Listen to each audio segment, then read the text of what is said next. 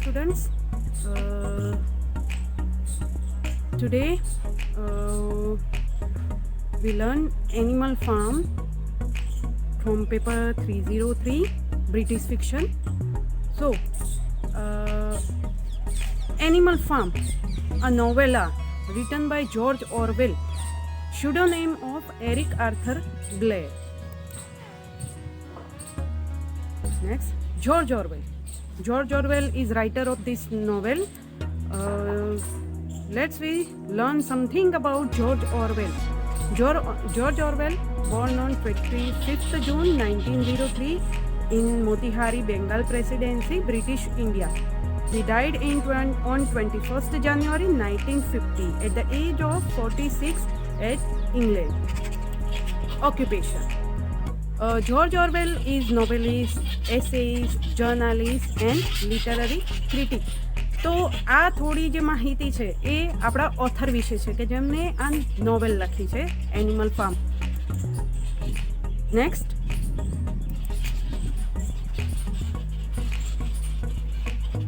about the book Animal Farm. Animal Farm is an allegorical novella written by George Orwell. George Orwell's original name is Eric Arthur Blair. The novel Animal Farm, written during World War II and first published in England on 17th August 1945. એટલે કે નવલકથા જે બીજું વિશ્વયુદ્ધ જેનો સમય હતો એ સમયગાળા દરમિયાન જે ઇંગ્લેન્ડમાં પબ્લિશ થઈ હતી અને એનો લખાવાનો સમય return time is 1944. The original title. So here is the original title, also called the full title of the novel. The original title of Animal Farm is Animal Farm, a fairy story. Many times the question is raised that what is the full name of Animal Farm.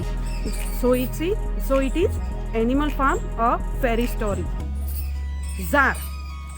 The tsar of the novel is political satire. આ એક રાજકીય કટાક્ષ, રાજનૈતિક કટાક્ષ. George ઓરવેલે animal farm જે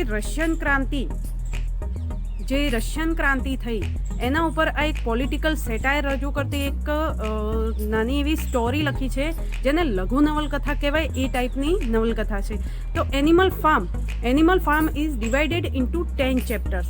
animal ફાર્મને George ઓરવેલે 10 નાના ચેપ્ટર્સમાં ડિવાઇડેડ કરી છે જેનાથી તમે આખી સ્ટોરી, આખી નોવેલને સારી રીતે સમજી શકીશું. જે ડિટેલમાં આ ચેપ્ટર્સ વિશે આપણે આગળ ચર્ચા કરીશું. So next, character list. George Orwell divided the characters of this novel in two parts.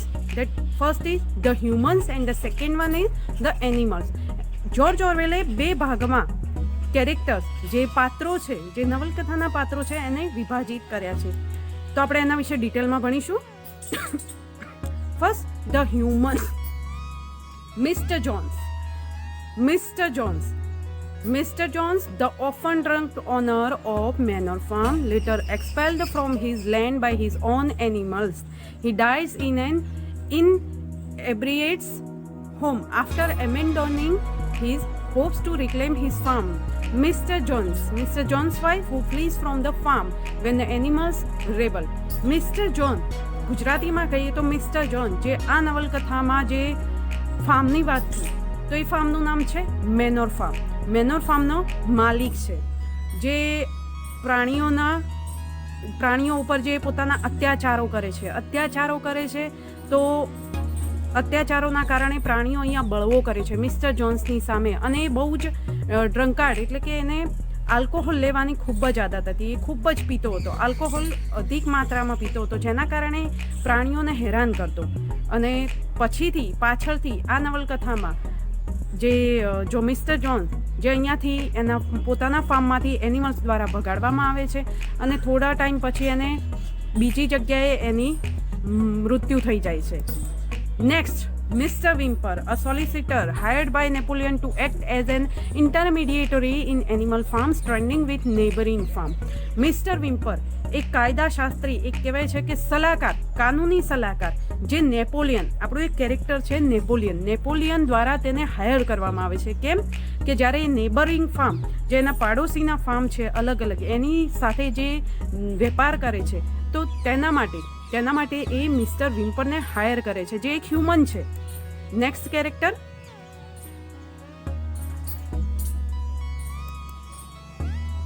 Mr. Pilkington, the owner of Foxwood, a neighboring and neglected farm. He eventually sells some of his land to Napoleon, and in the novel's final scene, toast to Napoleon's success. એટલે કે mister પિલ્કિંગ્ટન જે ફોક્સવુડ નામનો એક farm છે તેનો માલિક છે, અને જે મેનોર ફાર્મનો જે પાડોશી ફાર્મનો માલિક છે, જે થોડા સમય પછી પોતાની કેટલીક જમીનો જે નેપોલિયનને વેચી નાખે છે. Next, mister Frederick, an enemy of Pilkington and owner of Pinchfield, another neighboring farm known for driving hard bargains. Frederick Sweden's Napoleon by buying timber from him with counterfeit money. He later tries to attack and seize animal farm but is defeated. જે mister Frederick, જે પિલ્કિંગ્ટન છે, mister પિલ્કિંગ્ટન એમના enemy એટલે કે દુશ્મન તરીકે છે, બંનેને બનતું નથી. જે પિંચફિલ્ડ ફાર્મના માલિક છે. નેપોલિયને મિસ્ટર ફ્રેડરિક સાથે કેટલીક પોતાનો વેપાર કરેલો, જેમાં મિસ્ટર ફ્રેડરિક છે તે પોતે એક કહેવાય છે ને કે નેપોલિયનને ચૂનો લગાડે છે, એના પાસેથી વસ્તુ ખરીદે છે, પણ એને ખોટા રૂપિયા, ખોટી મની આપી દે છે.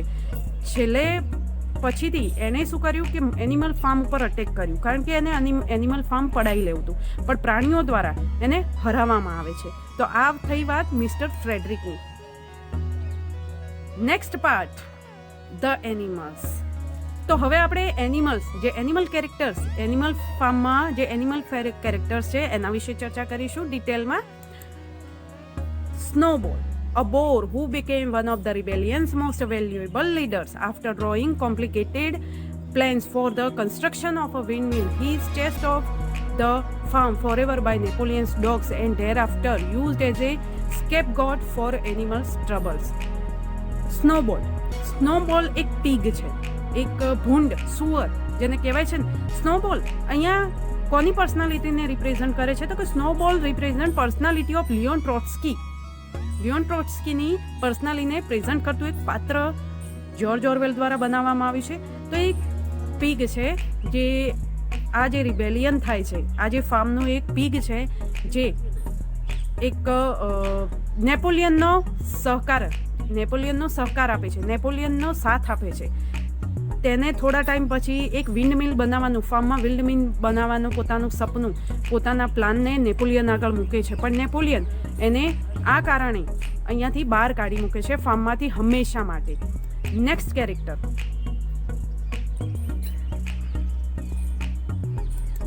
Old major represent personality of Karl Marx. As we know, Karl Marx. An old major is an old boar who speaks about the evils perpetrated by humans, rouses the animals into rebelling. His philosophy concerning the tyranny of man is named animalism by his followers. He also teaches the song Beats of England to the animals. Old major અહીંયા Karl માર્ક્સની પર્સનાલિટીને represent કરે છે, જે speech આપે છે પ્રાણીઓને. કેમ કે rebellion મતલબ કે બળવો કરવા માટે, મેનોર ફાર્મના માલિક મિસ્ટર જોન સામે બળવો કરવા માટેની એક સ્પીચ આપે છે. જો કે સ્પીચના થોડા દિવસ પછી, 2 કે 3 દિવસ પછી એનું મૃત્યુ થઈ જાય છે. ઓલ્ડ મેજર એવું ઈચ્છતો હતો કે જે બધા જ પ્રાણીઓ જે માણસની નીચે જેમનું શોષણ થાય છે એમાંથી મુક્તિ મેળવે, બળવો કરીને મુક્તિ મેળવે, ક્રાંતિ કરીને મુક્તિ મેળવે અને ખુલ્લી રીતે ફ્રીલી જીવન જીવી શકે છે. તો તે આ જે એની સ્પીચ છે, જે એનો એક આઈડિયા છે, એને નામ આપે છે એનિમલિઝમ. અને તે ઇંગ્લેન્ડનું એક સોંગ પણ આના માટે એનિમલ્સને શીખવે છે. નેક્સ્ટ કેરેક્ટર,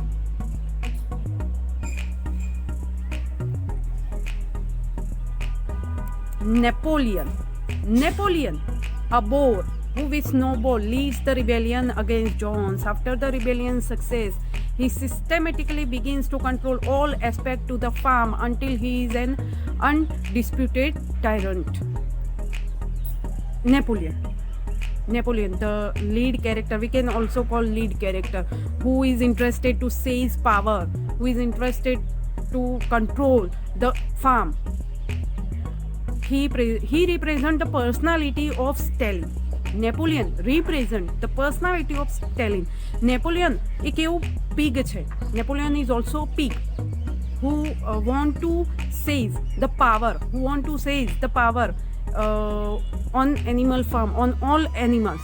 મતલબ કે પોતાના એ એક પાવરફુલ પીગ બનવા માગે છે અને પીગ પ્રજાતિને વધારે ને વધારે બધા જ એનિમલ્સ કરતાં આગળ લઈ જવા માગે છે અને એ એનિમલ ફાર્મ પર પોતાનો કબજો મતલબ પોતાનો માલિક બની બેસે છે બધા જ પ્રાણીઓ ઉપર. તે સિસ્ટમેટિક ધીમે ધીમે ધીમે ધીમે ધીમે બધું જ કંટ્રોલ કરી નાખે છે એની ચાલાકીઓથી. સ્નોબોલ એની સાથે હોય છે પણ સ્નોબોલને પાછળથી તે કાઢી નાખે છે કારણ કે પોતાની સત્તા જમવા માટે એક સત્તાધિકાર પોતાનો લેવા માટે એ સ્નોબોલને પણ કાઢી નાખે છે.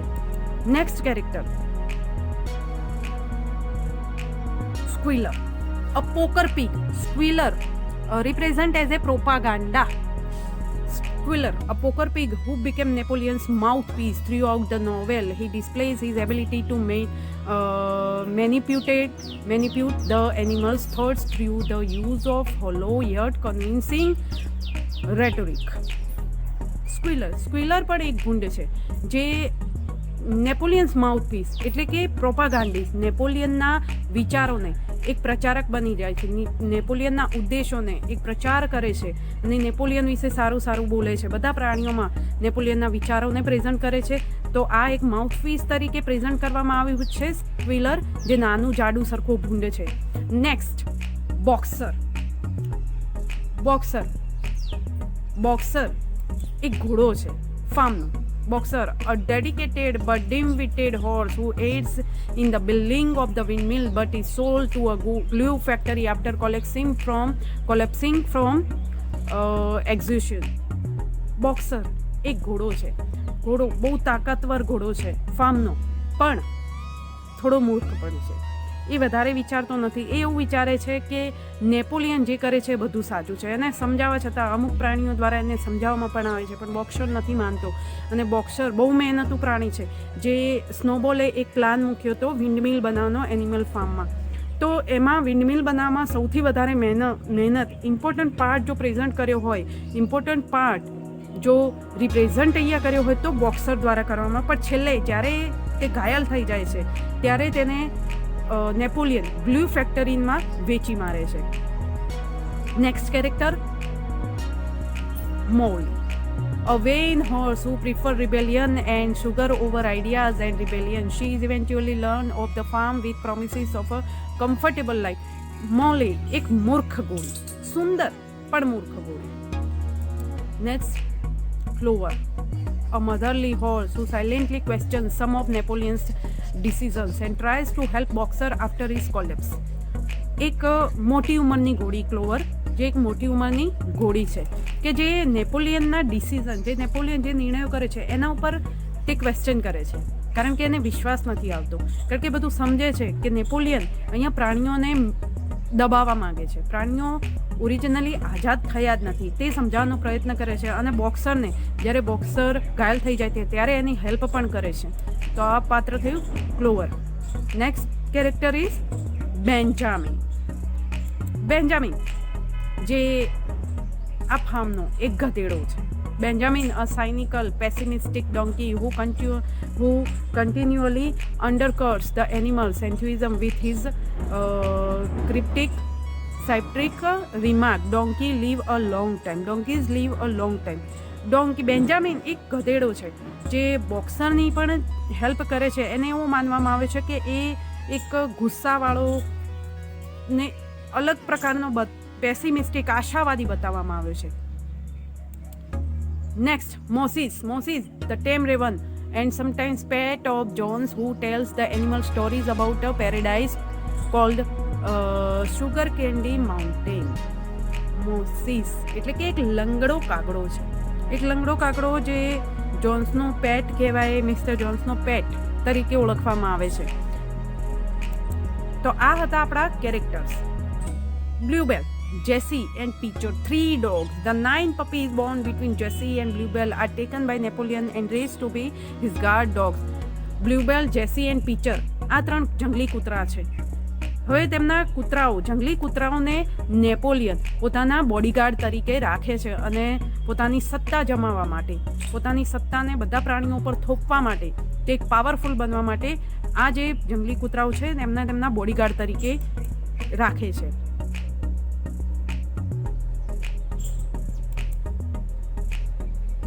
ઓકે, સો આપણે જે ચર્ચા કરી નાખી characters, human characters and animal character. The book tells the story of a group of farm animals who rebel against their human farmer, hoping to create a society where the animals can be equal, free and happy. Ultimately, however, the rebellion is betrayed and the farm ends up in a state as bad as it was before, under the dictatorship of a pig named Napoleon. આ જે book છે animal farm, તે એક rebel against human એટલે કે એક બળવો, પ્રાણીઓ દ્વારા માણસની વિરુદ્ધમાં એક બળવો, માણસ સામે એક બળવો કરેલો છે. એમને એવું વિચાર હતું કે અમે અમારું ફાર્મ એવું બનાવીશું કે જ્યાં અમે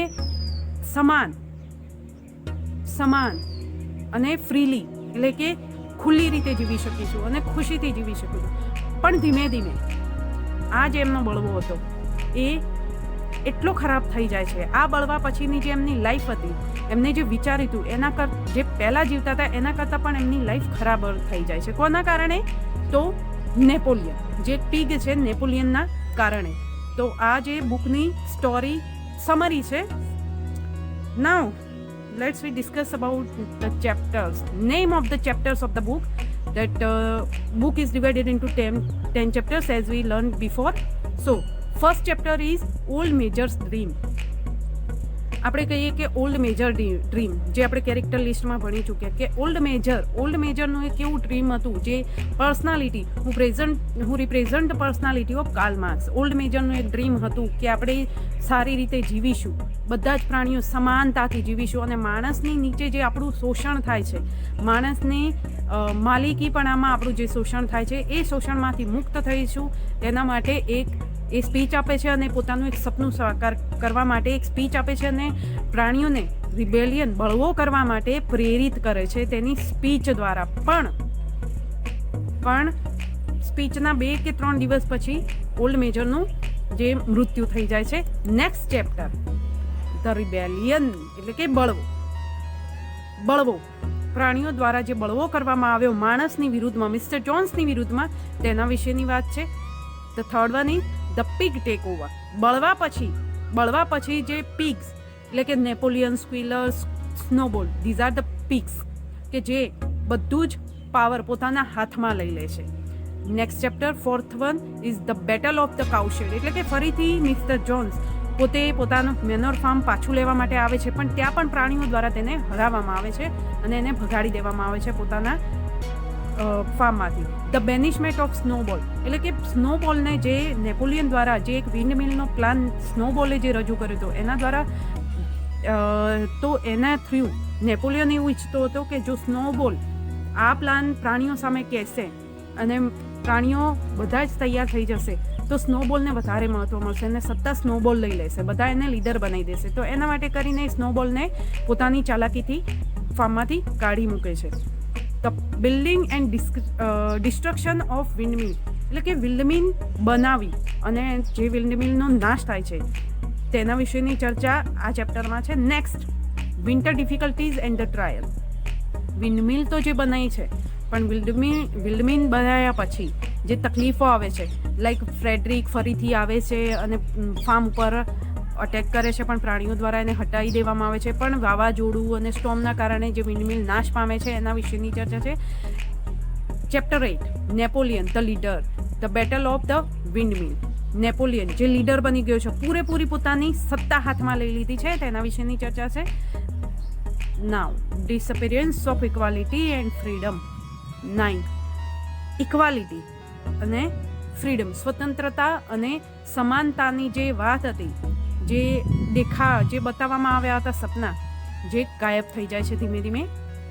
the final change, final chapter and the final change, કે આ બધું થયા પછી શું થાય છે, તો એ આપણે ડિટેલમાં we will learn discuss about the whole story in detail later on. So next thing is that 7 commandments. Rebellion થાય છે ત્યારે કેટલાક નિયમો, રિબેલિયન પછી જ્યારે રિબેલિયન સક્સેસ થાય છે ત્યારે કેટલાક નિયમો મૂકવામાં આવે છે. તો એ નિયમો આ પ્રમાણે છે. What goes upon 2 legs is an enemy. કંઈ પણ થાય, 2 પગ દુશ્મન એટલે કે માણસ. આ પ્રાણીઓ દ્વારા જે કમાન્ડમેન્ટ્સ મૂકવામાં આવે છે, કંઈ પણ થાય, 2 લેગ્સ જે 2 પગવાળા છે તે દુશ્મન છે. Second one, what goes upon 4 legs or has wings is a friend. કંઈ પણ થાય, 4 પગ અને જેની પાંખો છે તે આપણા ફ્રેન્ડ છે, તે મિત્ર છે. એટલે કે જ્યારે પણ પહેલું કમાન્ડમેન્ટ જ્યારે મૂકવામાં આવ્યું હતું સ્નોબોલ દ્વારા, જ્યારે એની સ્પીચમાં કીધું રિબેલિયન પછી, ત્યારે એને કીધું કે 2 legs ઇઝ એન એનિમી, ત્યારે મરઘીઓ દ્વારા વિરોધ કરવામાં આવ્યો. કેમ કે મરઘીઓને પણ 2 પગ હતા. પણ ત્યારે સ્નોબોલ બોલે છે, જે સેકન્ડ કમાન્ડમેન્ટમાં છે, કે સ્નોબોલનો 2 પગથી મારો મતલબ છે કે માણસ, પણ જેની જોડે પાંખો છે તે ફ્રેન્ડ છે. Third commandment is no animal shall wear cloth. ત્રીજો નિયમ હતો કે કોઈ પણ પ્રાણી માણસની જેમ કપડાં નહીં પહેરે. Fourth is no animal shall sleep in bed, કે માણસની જેમ કોઈ પણ પ્રાણી વર્તન નહીં કરે, માણસની જેમ કોઈ પણ પ્રાણી બેડ ઉપર નહીં સૂવે. ફિફ્થ વન, નો એનિમલ શેલ ડ્રિંક આલ્કોહોલ. આપણે આગળ જોયું કે જેમ કે મેનોર ફાર્મનો જે માલિક હતો મિસ્ટર જોન્સ, બહુ જ આલ્કોહોલ લેતો અને પ્રાણીઓ ઉપર અત્યાચાર કરતો હતો. તો અહીંયા પણ એક નિયમ હતો કે કોઈ પણ પ્રાણી આલ્કોહોલ નહીં લે માણસની જેમ. નો એનિમલ શેલ કિલ એની અધર એનિમલ. છઠ્ઠો જે નિયમ હતો કે કોઈ પણ પ્રાણી બીજા પ્રાણીને મારી શકશે નહીં. આ એક નિયમ હતો. The last one, all animals are equal. બધા જ પ્રાણીઓ સમાન. જે આ 7 કમાન્ડમેન્ટ્સ છે, જે પ્રાણીઓ દ્વારા જે નિયમો મૂકવામાં આવ્યા હતા, અને આ નિયમોને બધાય ફોલો મસ્ટ બી કમ્પલસરી કરવાના હતા. Next is okay. Later, Napoleon and his pigs secretly revised some commandments to clear themselves of accusation of law breaking. The change commandments are as follow with the changes bolded. જે 7 commandments આગળની સ્લાઇડમાં આપણે ભણ્યા કે 7 commandment, જે 7 કમાન્ડમેન્ટ્સને ધીમે ધીમે Napoleon અને બીજા પીક દ્વારા બદલવામાં આવે છે. બદલવામાં એટલા માટે કે એ જે કરે છે તો એને લો બ્રેકિંગ એટલે કે કાયદાનો ભંગ કર્યો એવું ના કહેવામાં આવે, એટલા માટે એ થોડા નિયમોને બદલી નાખે છે. તો એ આ પ્રમાણે છે. No animal shall sleep in a bed with sheets, એટલે કે કોઈ પણ પ્રાણી બેડ ઉપર નહીં સૂઈ શકે. વિથ શીટ્સ એટલે કે ચાદરો ગાદલા સાથે નહીં સૂઈ શકે. આ એમણે બદલેલો છે, એટલા માટે એમના માટે છે, ફૂલ ઓફ પોતાના માટે. No animal shall drink alcohol to access.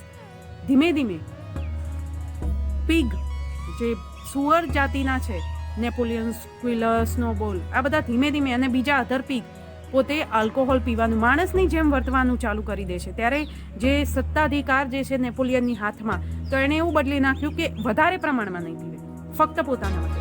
No animal shell kill any other animal without cause. નેપોલિયને એવું કીધું હતું, બધા જ પ્રાણીઓનું ડિસિઝન હતું, નો એનિમલ શેલ ડ્રિંક કિલ એની અધર એનિમલ. કોઈ પણ પ્રાણી બીજા પ્રાણીને મારશે નહીં, પણ કારણ વગર. કારણ હશે તો મારી નાખવામાં આવશે. આ નિયમ બદલવામાં આવ્યો નેપોલિયન દ્વારા. તો આ 3 નિયમો બદલી નાખવામાં આવ્યા હતા. હવે next, eventually these are replaced with the maxim all animals are equal but some animals are more equal than others, and 4 legs good, 2 legs better. As the piece becomes more human, this is an identical twist to the original purpose of the 7 commandments, which were supposed to keep order within animal farm by unifying the animals together against the human and preventing animals from following the human evil habits. Through the revision of the commandments, Orwell demonstrate how simply political dogma can be turned into malleable propaganda. ધીમે ધીમે ધીમે ધીમે commandments બદલતા જાય છે. All animals are equal but some animals are more equal than other. બધા જ પ્રાણીઓ સમાન છે પણ કેટલાક પ્રાણીઓ બીજા પ્રાણીઓ કરતાં વધારે પડતા મહાન છે. 4 legs ગુડ, 2 legs બેટર. ચાર પગવાળા સારા છે, 2 પગવાળા વધારે સારા છે. એટલે કે ધીમે ધીમે પીગ જે છે એ ધીમે ધીમે માણસની જેમ વર્તન કરવા લાગે છે. તો આને પ્રેઝન્ટ કરવા ઓરવેલે આ 7 કમાન્ડમેન્ટ્સ અને આ જે એક સ્ટોરી મૂકી છે કે મોનાર્કી હોય કે ડેમોક્રેસી, જનતાની જે હાલત છે, જે કન્ડિશન છે એની એ જ રહી. કારણ કે મોનાર્કીમાંથી છૂટવા માટે, સરમુખત્યારશાહીમાંથી છૂટવા માટે જ્યારે બળવો કરવામાં આવે છે, એ ક્રાંતિ થાય છે. કંઈ પણ ચેન્જ કરવા માટે, બદલવા માટે ક્રાંતિ કરવામાં આવે છે. પણ જો ક્રાંતિ પછી પણ કોઈ જ ફરક નથી પડતો કન્ડિશનમાં, ઉપરથી વધારે ને વધારે પહેલાં કરતાં પણ વધારે ખરાબ કન્ડિશન થતી જાય છે, તો એના વિશેની વાત આ એક સ્ટોરી દ્વારા કરવામાં આવે છે. તો હવે આપણે ગુજરાતીમાં ફૂલ્લી ચર્ચા કરીશું. અહીંયા એનિમલ ફાર્મ એક એવી સ્ટોરી છે જેને જ્યોર્જ ઓરવેલે રશિયન રેવોલ્યુશન સાથે સરખાઈ છે. અહીંયા મિસ્ટર જોન્સ જે મેનર ફાર્મના માલિક છે, જેમની સત્તા નીચે, જેમની માલિકપણા નીચે બધા જ પ્રાણીઓ શોષણ થતા હોય છે. કારણ કે એમની જોડે કામ કરાવે છે પણ ટાઈમ પર ખાવા નથી આપતો, કારણ કે દારૂ પીને પડ્યો રહે છે અને એમને ભૂલી જાય છે ખાવા આપવાનું. હવે અહીંયા વાત થાય છે કે ઓલ્ડ મેજર જે આપણે જોયું હતું, કાર્લ માર્ક્સની પર્સનાલિટી પ્રેઝન્ટ કરે છે. ઓલ્ડ મેજર સ્પીચ આપે છે અને એ સ્પીચ દ્વારા તે રિબેલિયન કરવા માટે પ્રાણીઓને પ્રેરિત કરે છે, પણ એનું મૃત્યુ થઈ જાય છે. પણ એક દિવસ તરત જ આ બળવો નથી થતો. સ્પીચ પછી એક દિવસ મિસ્ટર જોન્સ વધારે માત્રામાં આલ્કોહોલ લઈને સૂઈ જાય છે અને પ્રાણીઓને ખાવા આપવાનું ભૂલી જાય છે, જેથી પ્રાણીઓ બહુ જ ગુસ્સે ભરાય છે અને બળવો કરે છે. રાત્રે જ્યારે એ બહુ જ પીધેલી હાલતમાં પડ્યો છે, જેની કોઈ તાકાત નથી પ્રાણીઓની સામે, બધા જ પ્રાણીઓ એક કહેવાય છે ને કે યુનિટી ઇઝ સ્ટ્રેન્થ, એટલે કે બધા જ પ્રાણીઓ એક સમાન થઈ અને બળવો કરે છે. અને અડધી રાત્રે મિસ્ટર જોન્સને પોતાના ફાર્મમાંથી ભગાડી દે છે અને આ જે ફાર્મનું નામ મેનોર ફાર્મની જગ્યાએ બદલીને એનિમલ ફાર્મ આપવામાં આવે છે. હવે બળવો થઈ ગયો, મિસ્ટર જોન્સને ભગાડી નાખ્યા. પણ અહીંયા જે પિગ્સ છે એમાં નેપોલિયન, સ્નોબોલ, સ્ક્વિલર આ 3 મેઇન લીડ પિગ્સ છે. તો આપણે વાત કરી નેપોલિયન અને સ્નોબોલ નેપોલિયનની સાથે છે, જે એને સપોર્ટ કરે છે, અને સ્ક્વિલર જે નેપોલિયનના માઉથપીસ, એટલે કે નેપોલિયનના વિચારોને બધાની સામે પ્રેઝન્ટ કરે છે. એવી રીતે પ્રેઝન્ટ કરે છે કે બધા જ પ્રાણીઓ કંઈ પણ કરવા માટે તૈયાર થઈ જાય અને સારી રીતે પ્રેઝન્ટ કરે છે. તેથી એને માઉથપીસ ઓફ નેપોલિયન કહેવામાં આવે છે, સ્ક્વિલરને. અહીંયા સત્તા પ્રાણીઓના હાથમાં આવી જાય છે. હવે અહીંયા એક નિયમ નક્કી કરવામાં આવે છે કે હર રવિવાર, every Sunday they organize debate. All animals organize debate on every Sunday. એટલે કે હર રવિવારે એક ડિબેટનું આયોજન કરવામાં આવે છે, જેની પર અલગ અલગ મુદ્દાની વાત કરવામાં આવશે, ચર્ચા કરવામાં આવે છે. હવે એક દિવસ સ્નોબોલ જે છે તે વિન્ડમિલ બનાવવા માટે એનિમલ ફાર્મમાં વિન્ડમિલ બનાવવા માટે એક કાગળમાં પોતાનું પ્લાન જે નેપોલિયન આગળ મૂકે છે. નેપોલિયન જ્યારે આ પ્લાન જોવે છે ત્યારે એને નકારી નાખે છે. સ્નોબોલના આ પ્લાનને નકારી દે છે અને એના ઉપર યુરિન કરી દે છે અને સ્નોબોલને ત્યાંથી ભગાડી નાખે છે. કારણ કે નેપોલિયનને ખબર હતી, જો પ્રાણીઓને ખબર પડશે અને ડિબેટમાં આના પર વોટિંગ થશે તો પ્રાણીઓ વિન્ડમિલ બનાવવા માટે સ્નોબોલનો સપોર્ટ કરશે અને મારી સત્તા મારા હાથમાં નહીં આવે, જે હું એકલો ઈચ્છું છું. તો એના કારણે એ સ્નોબોલને ત્યાંથી કાઢી નાખે છે. સ્નોબોલને કાઢવા માટે કે પોતાની સત્તા જમાવવા માટે તે જંગલી કૂતરાઓ, જે વાત થઈ હતી બ્લુબેલ, જેસી એન્ડ પીચર, તો એવા 9 ડોગને પોતાના 9 ડોગ એ બોડીગાર્ડ બનાવે છે, જંગલી કૂતરાઓને, અને એના દ્વારા સ્નોબોલને ત્યાંથી એનિમલ ફાર્મમાંથી હંમેશા માટે ભગાડી દેવામાં આવે છે. હવે અહીંયા વિન્ડમિલ બનાવવા માટે નેપોલિયન બધા પ્રાણીઓ આગળ ડિબેટમાં પોતાની વાત મૂકે છે અને એવું કહે છે કે મેં આ પ્લાન તૈયાર કર્યો તો પણ સ્નોબોલે ચોરી નાખ્યો તો જેના કારણે મારે એને આ ફાર્મમાંથી નિયમ ભંગના કારણે એને કાઢી નાખવામાં આવે છે. હવે 7 કમાન્ડમેન્ટ નિયમો મૂકવામાં આવે હતા. જેમ કે આપણે વાત કરી કે 7 કમાન્ડમેન્ટ હતા કે કોઈ પણ પ્રાણી બીજા પ્રાણી કંઈ પણ થાય, 2 લેગ એનિમી છે, કંઈ પણ થાય એટલે કે માણસ 2 લેગ એટલે કે માણસ એનિમી છે અને 4 લેગ એ આપણા ફ્રેન્ડ છે. એટલે કંઈ પણ થાય તો આ જે ચર્ચા હતી એ વખતે વાત થઈ કે મરઘીઓએ એનો વિરોધ કર્યો કારણ કે એમને 2 લેગ હતા. ત્યારે સ્નોબોલ એવું કહે છે કે મારો મતલબ 2 લેગથી એવો હતો કે જેના જોડે પાંખો છે, જે પાંખોવાળા છે તે પણ ફ્રેન્ડ છે, માણસથી હતો 2 લેગથી મતલબ. તો ત્યારે પણ એ વિરોધને પછી પડતો મૂકી અને બધા સાથે મળીને આ કમાન્ડમેન્ટ્સ બનાવે છે. કંઈ પણ થાય, કોઈ પણ પ્રાણી માણસની જેમ કપડાં નહીં પહેરે, બેડ પર નહીં સૂવે, આલ્કોહોલ નહીં લે, એકબીજાને મારશે નહીં, બધા જ એનિમલ સમાન, બધા જ પ્રાણીઓ સમાન, બધા જ એક સરખા. પણ ધીમે આ બધા નિયમો છે એ બદલાતા જાય છે કારણ કે નેપોલિયન એટલો ખતરનાક અને એટલો સત્તાધારી અને એટલો પાવરફુલ થઈ જાય છે કે જેના કારણે પ્રાણીઓ એના નીચે શોષણ થાય છે, પ્રાણીઓ જોડે ખેતી કરાવે છે. જ્યારે નેપોલિયને સ્નોબોલને વિન્ડમિલ માટે એટલા માટે ના પાડી કે જો વિન્ડમિલ બનાવવામાં પ્રાણીઓ લાગી જશે તો ખેતી કઈ રીતે કરશે, અને ખેતી નહીં કરે તો ખેતી વગર આપણું ઉત્પાદન ઓછું થઈ જશે, તો આપણે માણસની જેમ વેપાર કઈ રીતે કરીશું. કારણ કે નેપોલિયન ધીમે વેપાર કરવાનું ચાલુ કરી દે છે. જે બાજુના પાર્ક છે, જે બાજુના ફાર્મ છે એમની જોડે, પિંચફિલ્ડ, ફોક્સવુડ, આ જે બધા ફાર્મ છે એમની સાથે વેપાર કરે છે. વેપારમાં તે મુરગીઓના ઈંડા જે માણસને વેચે છે. જ્યારે આ વાતની ખબર મુરગીઓને પડે છે ત્યારે એ કૂતરાઓ જોડે, જેને જંગલી કૂતરાઓ જોડે મુરગીઓને મરાઈ નાખે છે. ત્યારે બધા પ્રાણીઓને ખબર પડે છે. ત્યારે એક નિયમ બદલી નાખવામાં, નો એનિમલ શેલ કિલ એની અધર એનિમલ, તો એને બદલી નાખે છે અને કોઈ કારણ હશે તો મારી નાખવામાં આવશે. આવો એક નિયમ મૂકી દે છે. હવે અહીંયા વાત કરીએ વિન્ડમિલ બનાવવા માટે બોક્સર, જે આપણો એક ઘોડો છે જે બહુ તાકાતવર છે પણ ડીમ વિટેડ એટલે કે થોડું મૂર્ખ પણ છે, જે વસ્તુને તરત સમજતો નથી. એ એવું માને છે કે કંઈ પણ હોય નેપોલિયન જે છે એ સારો છે, નેપોલિયન આપણા સારા માટે કરે છે. તો સૌથી વધારે મહત્વનો ભાગ વિન્ડમિલને બનાવવામાં બોક્સરનો છે. બોક્સર બહુ જ મહેનત કરે છે અને વિન્ડમિલ તૈયાર કરે છે. હવે અહીંયા વિન્ડમિલ તૈયાર થઈ ગઈ છે, બધા જ પ્રાણીઓ ભેગા મળીને આ કાર્ય કરે છે. ત્યારે નેપોલિયન અને બીજા નેપોલિયન પોતાની પ્રજાતિને આગળ વધારવા માટે તેમને દારૂ બી પીવે છે અને બધું જ ઈંડા ખાવું, બધું જ માણસની જેમ કરવા માંગે છે કે પોતાની પ્રજાતિને આગળ વધારવા માટે તે ભણાવવાનું ચાલુ કરે છે. વધારેમાં વધારે પીગ સમજદાર થવા જોઈએ, બધા પ્રાણીઓ કરતાં આગળ નીકળવા જોઈએ એવું માની અને એ પીગને આગળ લઈ જવાની કોશિશ કરે છે અને એ સફળ પણ થાય છે. કારણ કે બીજા પ્રાણીઓ સમજતા નથી. અમુક પ્રાણીઓ સમજે છે પણ બધા વાત નથી માનતા, કારણ કે નથી કહેતા કે જાગૃત નથી.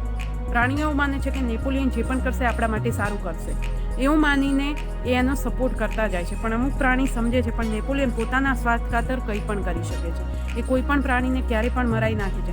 જ્યારે બોક્સર મિસ્ટર ફ્રેડરિક જ્યારે નેપોલિયન સાથે એક વેપારમાં મુરગીઓના ઈંડા વેચે છે અને એ વેપારમાં જ્યારે ખોટી નોટો જ્યારે આપી દે છે, ત્યારે ફ્રેડરિક પછી શું કરે છે કે જે એનિમલ ફાર્મ પર હુમલો કરે છે, ત્યારે વિન્ડમિલને પાડી નાખવામાં આવે છે, જે બ્લાસ્ટ કરી દેવામાં આવે છે અને બધા પ્રાણીઓ એને હરાઈ નાખે છે અને ફ્રેડરિક ત્યાંથી ભાગી જાય છે. જે એનું સપનું સાકાર થતું નથી ફ્રેડરિકનું. પણ વિન્ડમિલને ફરીથી બનાવવા માટે મહેનત કરવામાં આવે છે. ફરીથી વિન્ડમિલને બનાવવા માટે મહેનત કરવામાં આવે છે અને બનાવવામાં આવે છે. બોક્સર જે અહીંયા યુદ્ધમાં, જે ફ્રેડરિક સાથેના યુદ્ધમાં બહુ ઘાયલ થાય છે, તો એ હવે કોઈ કામનો નથી. જેના કારણે નેપોલિયન જે છે તે બોક્સરને ગ્લુ ફેક્ટરીને વેચી નાખે છે. અહીંયા બોક્સરની મદદ માટે બેન્જામિન પણ જાગૃત છે, ક્લોવર જે બોક્સરની મદદ માટે જાગૃત છે. આ બધા જાણે છે કે કંઈક ખોટું થઈ રહ્યું છે પણ બધા નથી માનતા. ત્યારે એમને જગાડવા માટેની કોશિશ કરવામાં આવે છે, પરંતુ એમને ભગાડી દેવામાં આવે છે. જે એમના 9 કૂતરાઓ છે એમના દ્વારા, જે શિકારી જંગલી કૂતરાઓ છે જેના દ્વારા પ્રાણીઓ ડરવા લાગે છે અને તે હંમેશા શોષણ થતા રહે છે. એમની જોડે મહેનત કરાવે છે નેપોલિયન, ખેતી કરાવે છે પણ વધારે ખાવાનું બી નથી આપતું. માણસની મેનોર ફાર્મમાં જે મિસ્ટર જોન્સની નીચે જે શોષણ થતું હતું એના કરતાં પણ વધીને ડબલ ગણું શોષણ નેપોલિયનની સત્તા હેઠળ થવા લાગ્યું. પ્રાણીઓ સમજવા લાગે પણ હવે કશું હાથમાં નથી રહ્યું, કારણ કે એટલો શક્તિશાળી જે નેપોલિયન છે બહુ શક્તિશાળી બની ગયો છે. અને અહીંયા આ રીતે ને આ રીતે ધીમે ધીમે કહેવાય છે કે બધું જ નેપોલિયન પોતાના હાથમાં લઈ લે છે અને પીગ પ્રજાતિને આગળ મૂકી દે છે. હવે કોઈ પણ પ્રાણી જે પણ વિરોધ કરવા જશે તો એને નેપોલિયન એક જ સજા, મારી દેવામાં, જંગલી કૂતરાઓ દ્વારા મારી દેવામાં આવે, ફાંસી લટકાવવામાં, આ સજાઓ આપવા માંડે છે. એટલે પ્રાણીઓ, બીજા પ્રાણીઓ જે ડરવા લાગે છે અને જે પરિસ્થિતિ હતી પ્રાણીઓની એ પહેલાં કરતાં પણ વધારે ખરાબ થઈ ગઈ. આ સ્ટોરી દ્વારા, એનિમલ ફાર્મ સ્ટોરી દ્વારા આપણને જ્યોર્જ ઓરવેલ એવું સમજાવવા માંગે છે કે મોનાર્કી હોય કે ડેમોક્રેસી, સો કોલ્ડ ડેમોક્રેસી, સો કોલ્ડ કહેવા પૂરતું, સો કોલ્ડ એટલે કે કહેવા પૂરતી ડેમોક્રેસી, કહેવા પૂરતી લોકશાહી, જે મોનાર્કી હતી કે ડેમોક્રેસી, કોઈ ફરક, જનતાની હાલતમાં કોઈ ફરક નથી આવ્યો. ઉપરથી ડેમોક્રેસી, સો કોલ્ડ ડેમોક્રેસીમાં જનતા વધારે હેરાન થવા લાગી. પોતાની મહેનતથી જે પ્રાપ્ત કર્યું હતું તો એના નીચે પણ શોષણ વધારે થવા લાગ્યું હતું. તો આ જે છે એ એનિમલ ફાર્મની સ્ટોરી છે, અ ફેરી સ્ટોરી, એક બોધ આપતી વાર્તા તરીકે જે વર્ણવવામાં આવી છે. જે એનિમલ ફાર્મ એક સારી એવી વાર્તા છે. So thank you to all of you. જો આમાં કોઈને ખબર ના પડે, વધારે કોઈ ક્વેશ્ચન રેઝ થાય તો આપણે આમાં નેક્સ્ટ, તો તમે એ ક્વેશ્ચન કરી શકો છો. નેક્સ્ટ વિડીયોમાં આપણે આની ચર્ચા વધારે કરીશું. So thank you to all of you.